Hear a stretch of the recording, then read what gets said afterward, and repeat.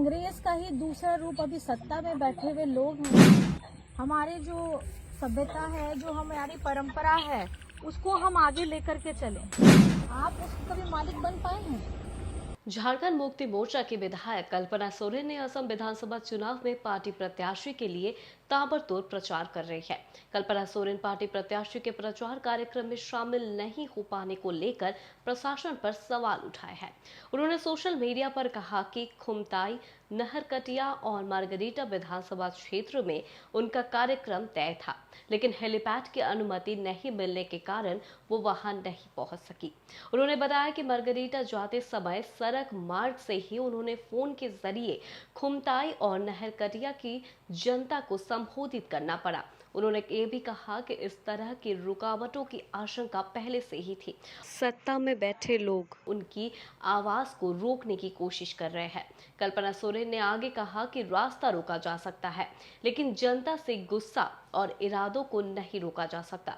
उन्होंने आरोप लगाया कि मंच और संसाधन छीनकर आंदोलन की आवाज दबाने की कोशिश की जा रही है, लेकिन जनता अब जाग चुकी है और इसका जवाब देगी।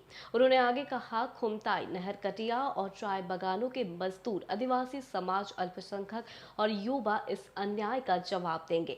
उन्होंने लोगों से अपील की है कि 9 तारीख को वोट के जरिए जवाब दें।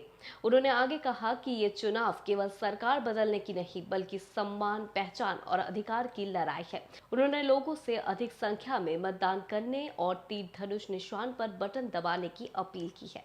लोग उस बगान में जो काम कर रहे हैं इतने वर्षों से, आप उसको कभी मालिक बन पाए हैं? मालिक तो दूर छोड़िए, क्या आपको उस जमीन में अपना मालिकाना हक मिला है? क्या वो जमीन आपके नाम पे हो सकती है?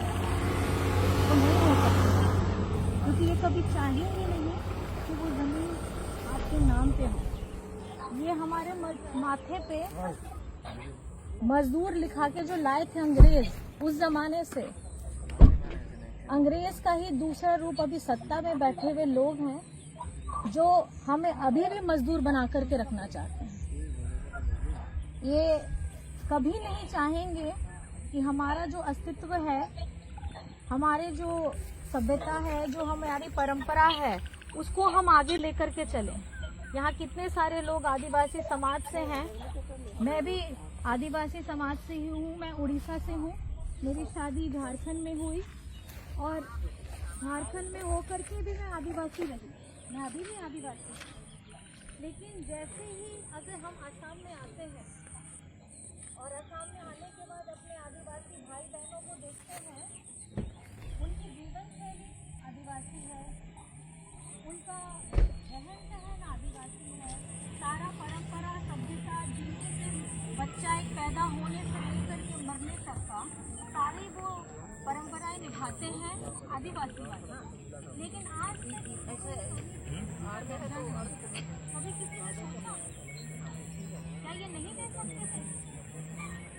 जहाँ पर में हमारी पीढ़ियों ने इस बगान को उगाने के लिए अपना हड्डी, अपना शरीर, अपना खून सब गला दिया, जला दिया। आज इसी जमीन में हमें हमारी अपनी पहचान है। तो ये सवाल आपको अपने आप से पूछना होगा। ये सवाल लाइव लगातार के वीडियो को लाइक करें, सब्सक्राइब करें और बेल आइकन को दबाना न भूलें।